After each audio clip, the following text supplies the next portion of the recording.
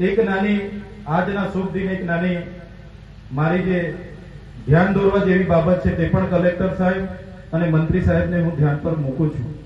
માન્ય કલેક્ટર સાહેબ અને મંત્રી સાહેબ, મારા મત વિસ્તારમાં આટલો મોટો પ્રોગ્રામ છે પણ વહીવટી તંત્ર દ્વારા નથી મને ફોનથી જાણ કરવામાં આવી કે નથી મને આમંત્રણ પત્રિકા આપવામાં આવે. આ તો મને સાંજે મોડા ખબર પડી. અહીંના કેટલાક સરપંચોએ આગ્રહ કર્યો કે ધારાસભ્ય સાહેબ તમે પણ હાજર રહેજો અને કેટલાક વડીલોએ આગ્રહ કર્યો એટલે હું અહીંયા પધાર્યો છું.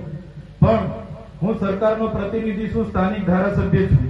આટલો મોટો સરકારનો કાર્યક્રમ થતો હોય અને ધારાસભ્યને બાદબાકી કરવામાં આવે, આ મારી બદનામી નથી, પણ જે લોકોએ મને મત આપીને ધારાસભ્ય બનાવ્યા છે એ લોકોનું અપમાન છે.